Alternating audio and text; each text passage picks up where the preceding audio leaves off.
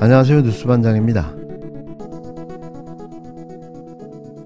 무능하고 무지한 정권, 오로지 할 줄 아는 거라고는 국민 혈세를 낭비하는 것 말고는 할 줄 아는 게 없습니다.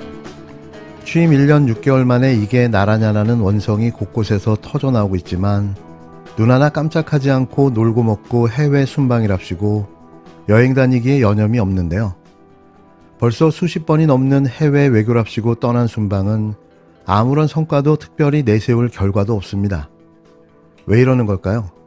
국내에서는 인정을 못 받고 눈치를 봐야 하는 상황에서 그나마 해외에서 눈치 안 보고 놀고 먹고 마시기가 편해서일 것 같은데요. 어쩌자고 이런 역대급 세금 도둑을 뽑아놨을까요? 대체 여태 뭘 한 거죠? 치솟는 물가, 치솟는 달러, 치솟는 기름값에 치밀어 오르는 분노만 있으니 다시 한번 이게 나라냐는 탄식이 나옵니다. 윤석열 대통령이 국회가 역대 최대 규모로 승인한 올해 정상 외교 예산을 다 쓰고 추가로 예비비를 편성한 것으로 확인됐습니다. 국가 경제는 폭망으로 바닥을 기고 있는데 그렇게 추경을 편성하라고 야당이 요구하고 또 요구했지만 긴축 재정을 해야 한다는 핑계로 여지껏 손을 놓고 아무것도 하지 않고 있었는데요. 그런데 해외 외교를 해야 한다며 정상 외교 예산을 추가 편성한 겁니다. 뭘 하겠다는 거죠? 긴축 재정을 강조해왔던 윤석열 정부가 역대급 순방 예산을 쓰게 된 만큼 국익에 실제 효과가 있는지 면밀히 따져봐야 한다는 지적이 나오는데요. 모두가 같은 생각인 거죠.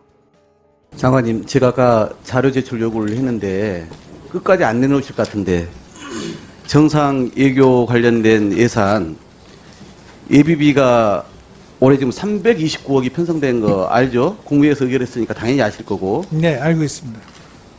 상식적으로요. 올해 국회가 최종 승인한 게 249억이에요. 그런데 이제는 329억을 더해서 578억을 써요. 역대 대통령이 쓴 것에 뭐 두세 배 되는 돈을 쓰겠다는 거거든요. 한 해. 이게 상식적으로 납득이 좀 됩니까?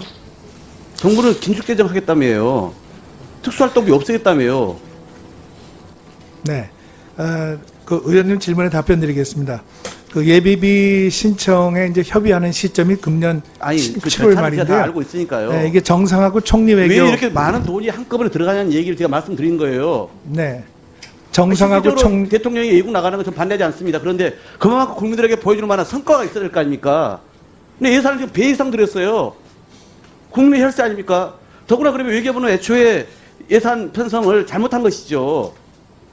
할 말 있습니까? 이렇게 많은 예비비를 한꺼번에 편성하면서?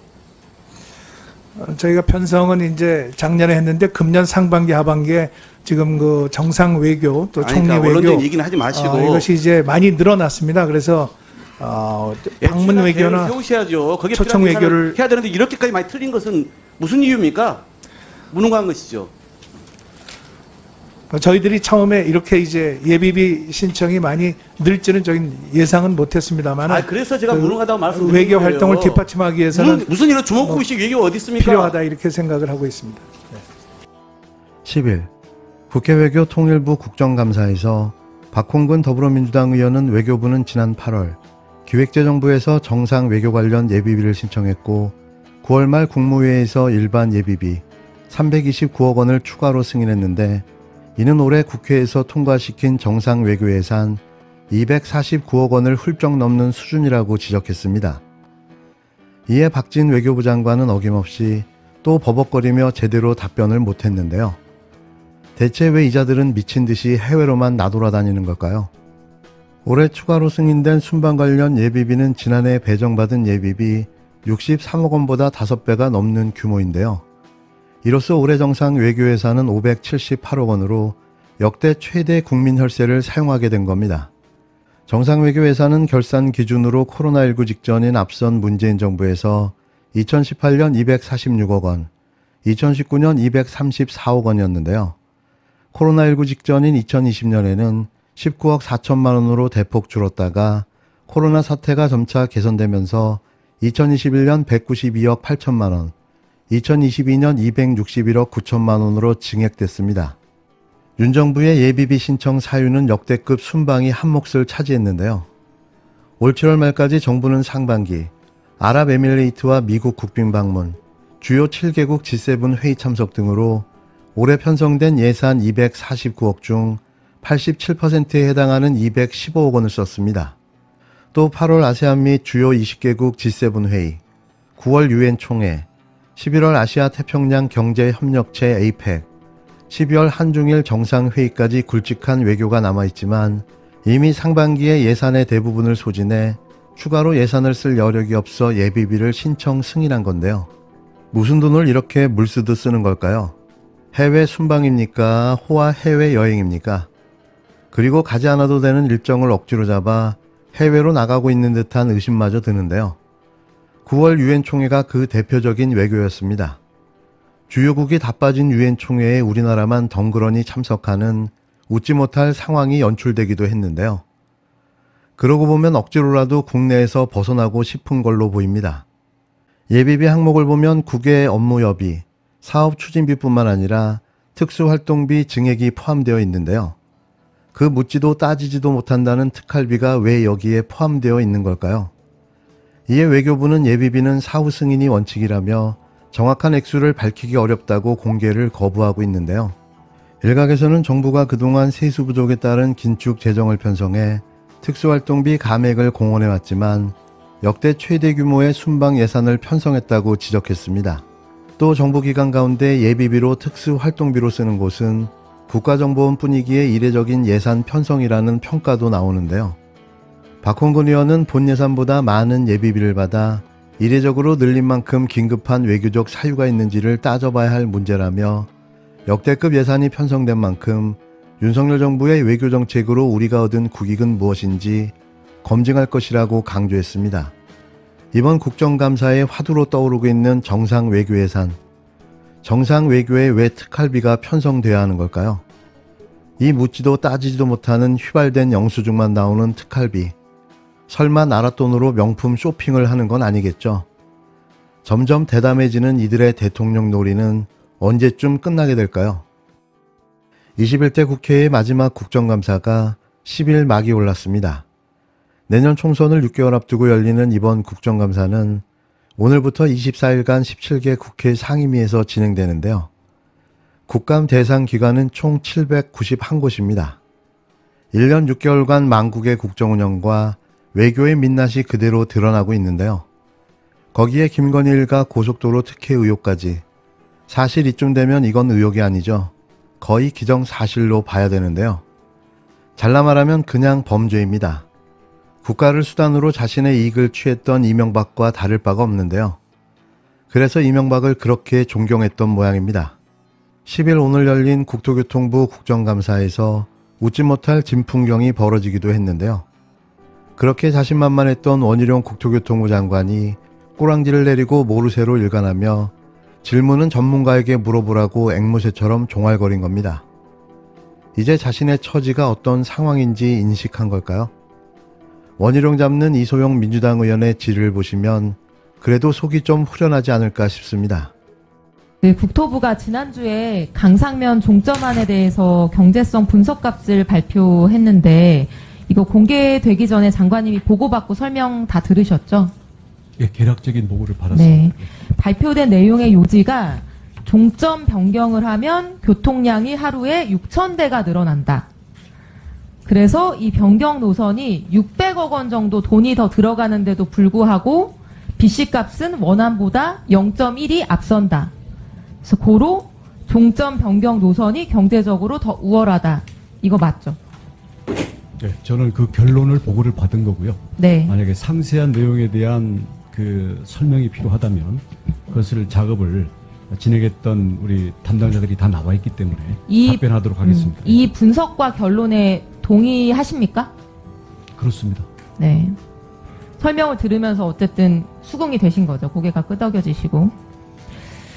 근데 제가 질문을 좀 드려보고 싶은 게 이게 6,000대가 늘어나는 거잖아요. 6,000대. 근데 장관님이 계속 말씀해 오신 게 원안 노선하고 변경 노선하고 종점이 차로 한 4분 거리, 한 7km 정도밖에 안 된다. 그래서 이 4분 거리 때문에 김건희 여사 일가가 굳이 사위 힘을 빌려서 종점을 옮겼겠느냐 이런 얘기들을 국민의힘 의원님들도 계속 해오셨었거든요. 그렇죠. 근데 제가 지난 목요일 발표 자료를 보면서 이런 생각이 들었어요. 양서면 종점일 때 이 고속도로를 안 타던 6,000대의 차량이 고작 4분 거리로 종점이 옮겨진다고 해서 갑자기 이 고속도로를 타게 된다. 이게 납득이 가능한 얘기라고 생각하시나요? 그런 질문은 가까이 좀 대고 얘기해 주실래요? 도로 통행에 관한 전문적인 분석 경험을 갖고 있는 분들이 대답하는 게 좀 더 책임 있는 답변이 되리라고 생각합니다. 아니, 장관님, 동의하신다고 하셨고, 분석에 고개가 끄덕여진다고 하셨잖아요. 이거를 용역사나 직원들한테 미루지 마시고, 장관님께서 이 고속도로 종점 변경에 털끝 하나 문제가 없다. 계속 직접 말씀해 오셨고, 거기에 대한 문제 제기 날파리 선동이기 때문에 백지화한다고까지 직접 말씀하셨기 때문에, 이 문제, 이 결과, 이 분석의 방향에 대해서도 직접 이해하시고 판단하시고 직접 설명하시는 게 책임 있는 자세라고 생각을 합니다. 이게 납득 가능한 일입니까? 장관은 제가 전문 지식이나 이 시뮬레이션을 직접 담당하는 사람이 아니라 아니, 그에 그럼 대한 전문 지식도 없이 왜 그 일타 강사는 왜 하셨어요? 그에 대한 이 절차와 이 일을 하는 사람들에 대한 신뢰성을 제가 감독 관리하는 자리이기 때문에 그래도 아는 범위 내에서 답변을 해주시고요. 그 슬라이드를 좀 보여주시죠. 아시다시피 2번 슬라이드요. 이 고속도로 전체 구간 중에 서울에서 북광주 분기점까지 동일 노선이고 그 이후에 노선이 달라지는 겁니다.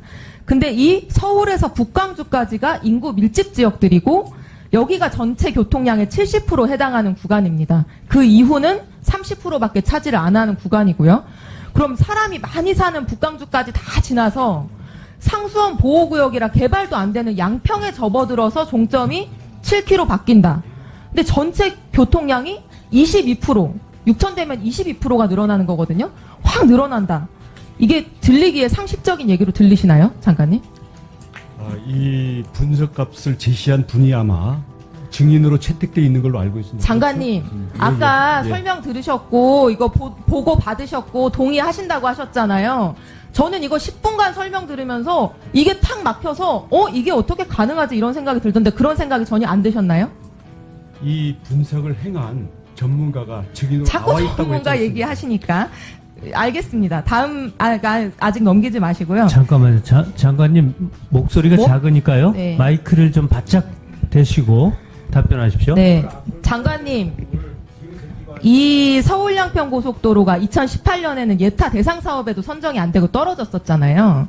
근데 그 이후에 3기 신도시 공급 계획이 발표되면서 3개월 만에 예타 대상 사업으로 전격적으로 이제 포함이 되게 되거든요. 그러니까 이게 3기 신도시 없는 상태에서 BC가 0.67밖에 안 됐는데 그 이후에 인구 25만 명의 이제 하남 교산하고 남양주 왕숙 이게 이제 발표되면서 BC가 0.82로 뛴 거예요. 그래서 말하자면 이 3기 신도시 때문에 이 고속도로는 추진될 수 있었다. 이렇게 말해도 과언이 아니거든요.